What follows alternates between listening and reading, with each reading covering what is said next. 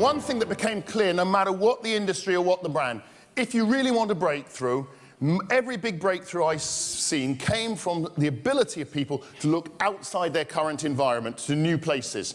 If your frame of reference is the way you see things today, or the way other people in your industry do things, that's fine, but you're only playing catch-up with other people. If you really want to innovate, you need to bring new stuff into your industry for the first time. And that requires the ability to look outside. Now, I'd seen it in things like new product development at places like, a BA, when we put the beds into aircraft. You know, we could have gone to a seat manufacturer. We did. We went to an airline seat design company. And what did they tell us about? Airline seats. And they were experts at it. And we learned all about safety struts and wiring and fire retardancy and impact resistance, all sorts of things. Problem is, we wanted a bed. And they weren't going to get there. So instead, we went to a yacht designer. Now, yacht designer came at it from a completely different angle. Luxury space, but in a confined environment. Let's play. And that's what they did, and came up with much more radical ideas. One that hasn't been solved for me, by the way, which I would like solved, please, by somebody at some point, is this one I got here, actually. About a year ago, maybe 18 months, I started wearing reading glasses, okay? Your arm is only so long, so when you get there and then you can't move it any further away, you realize you need to have reading glasses. I stay a lot in hotels because I travel a lot. What do you not carry into the hotel shower room with you? Your reading glasses, yeah? But what are you faced with every time you walk into a hotel shower room? Yeah? Very clever. I mean, you know, nice and small. You can carry them as hand baggage, all that sort of stuff. But in shrinking the bottle, what else have they shrunk? The writing on the bottle. I have had these with me for 3 months. I hold them under the lights. I still cannot tell you what is in any one of these bottles. I have absolutely no idea whatsoever. You know, it's a simple thing. Why hasn't somebody spotted it? It's every hotel I ever stay in. Every hotel. I mean, you may think that the reason I am losing my hair is some genetic family, trait. No! The reason I'm losing my hair is I've spent years and years standing in hotel shower rooms pouring mouthwash on my head. Crazy. Absolutely crazy.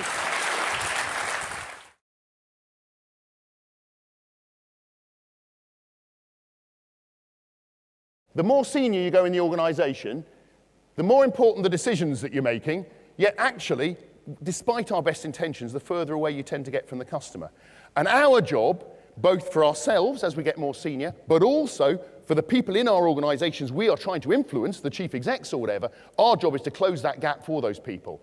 And you won't do it with data and graphs, you'll do it with insights. The next time your chief exec or your board wants some information about the customer, don't send them a chart of numbers, take them out on the shop floor for a day. I promise you they'll learn more that way, and you'll persuade them of your business case much more that way than giving them lots of numbers. Nobody buys products. What they buy is benefits. What they're interested in is what's in it for them, not what your product is.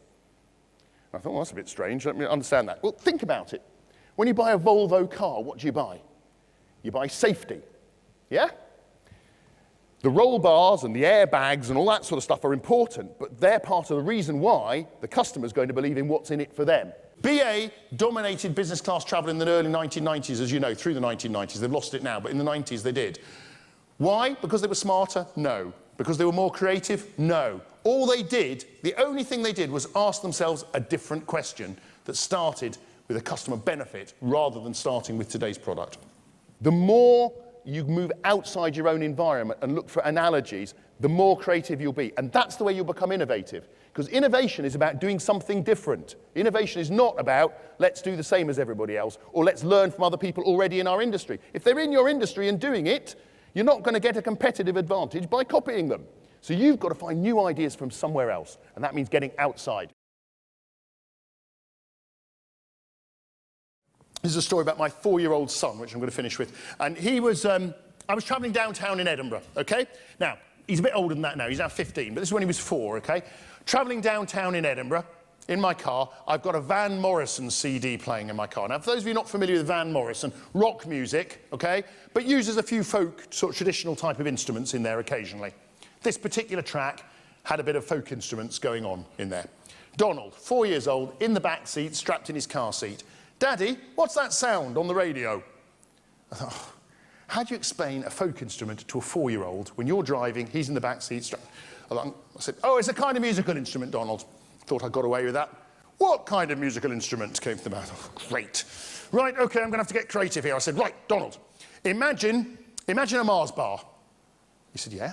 I said, a Mars bar, and imagine this Mars bar is made of bright, shiny silver metal instead of chocolate.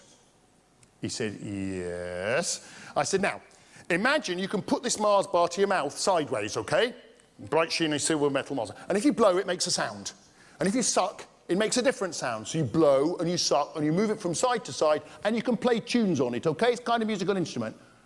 Oh.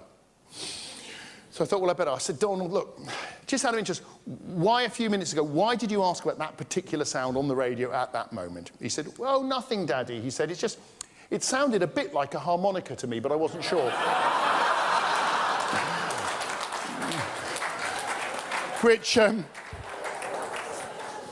Which was a great lesson from your 4-year-old in making sure you really do have customer insight, you really do have the soft insights, and really do understand your customer's world.